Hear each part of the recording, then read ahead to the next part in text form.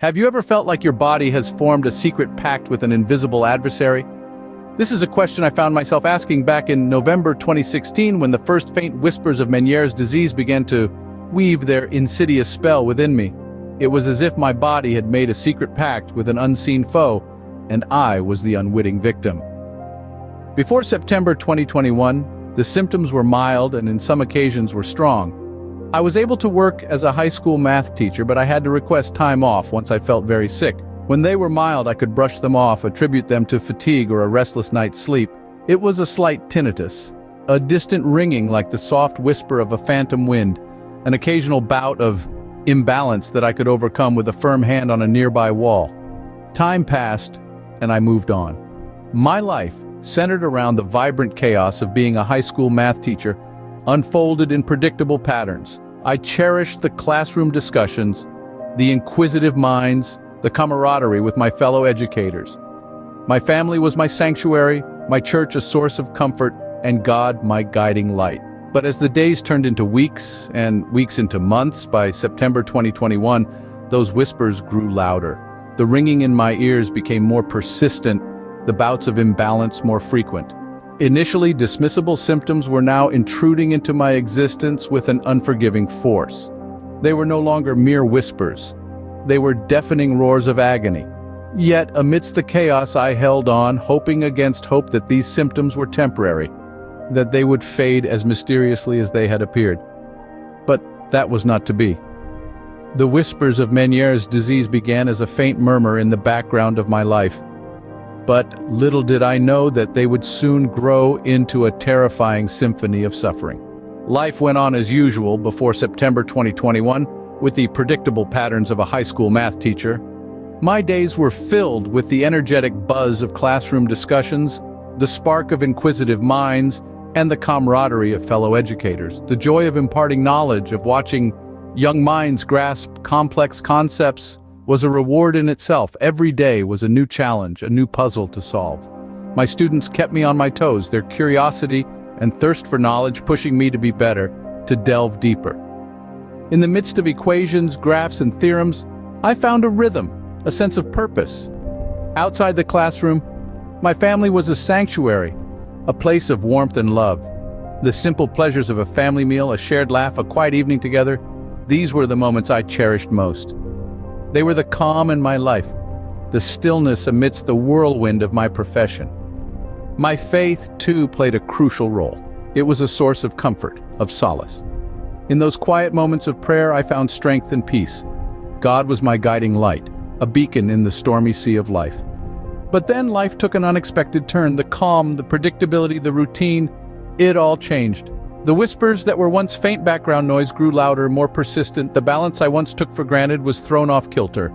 The world as I knew it was about to change.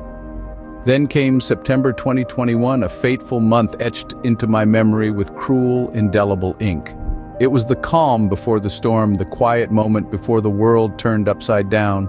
The whispers turned into roars, the balance tipped, and life as I knew it was never the same. 2021 was the year when the soft whispers turned into a cacophonic nightmare. This was the moment when Meniere's disease, an invisible adversary that had been lurking in the shadows of my existence, decided to step into the spotlight.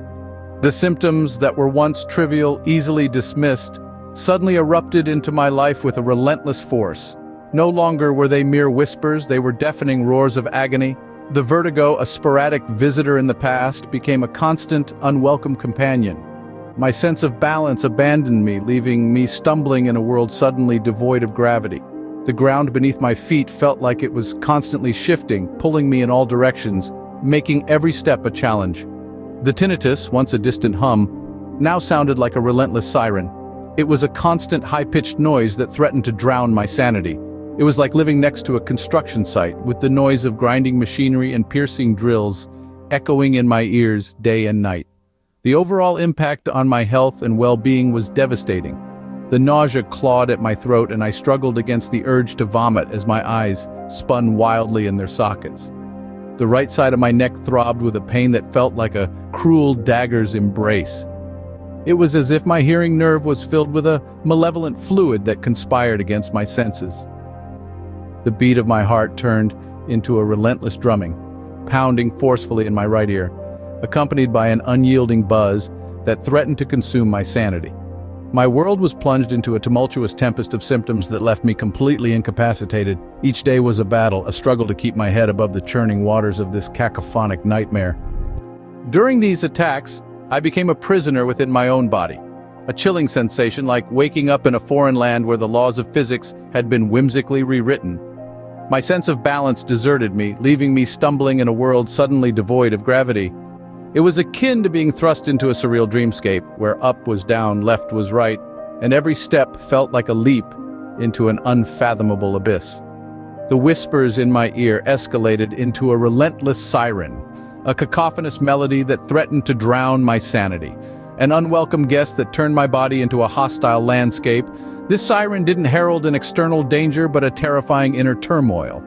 Nausea clawed at my throat, a relentless beast that gnawed at my will, forcing me to battle the urge to retch as my eyes spun wildly in their sockets.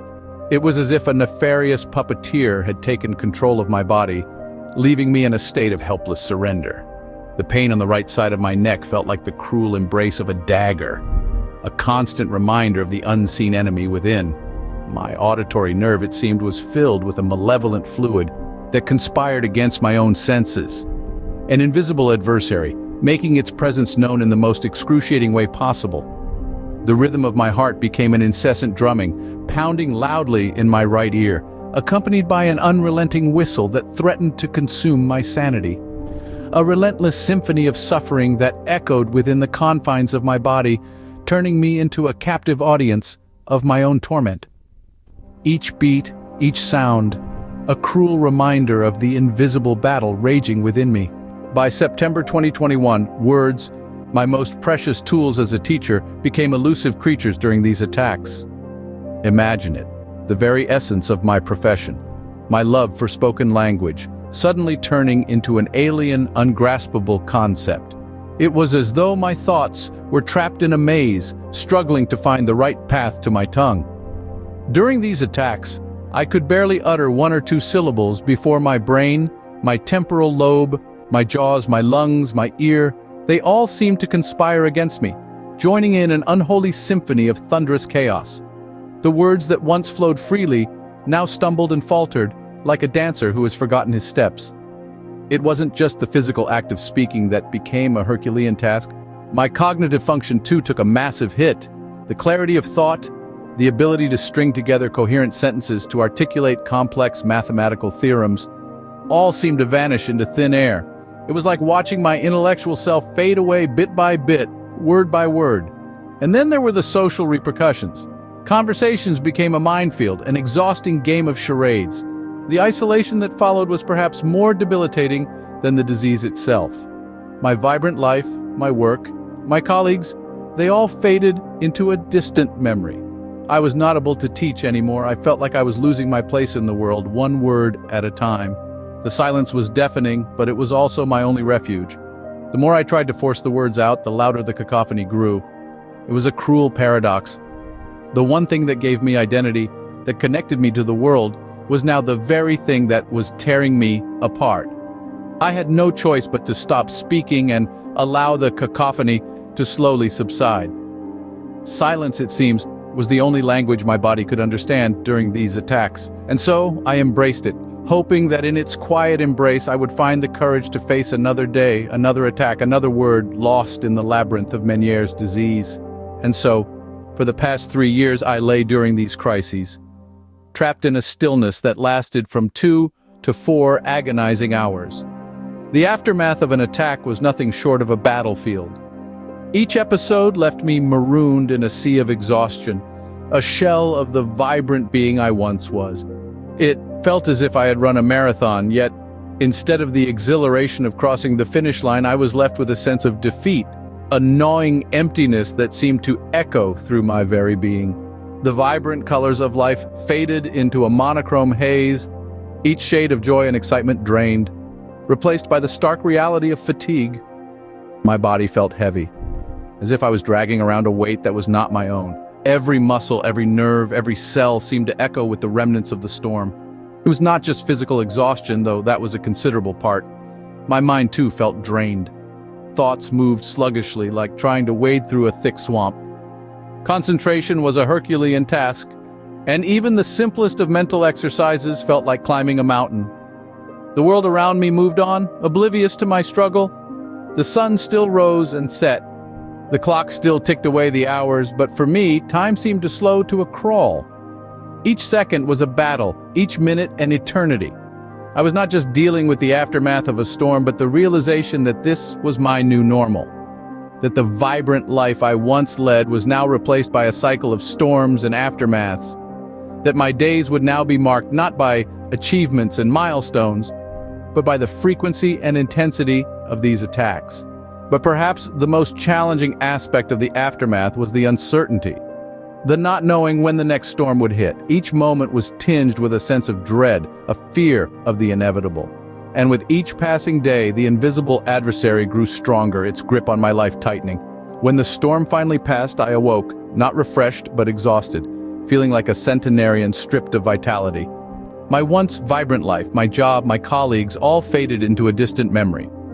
As Meniere's disease insidiously wove its spell within me, I found myself navigating a new reality.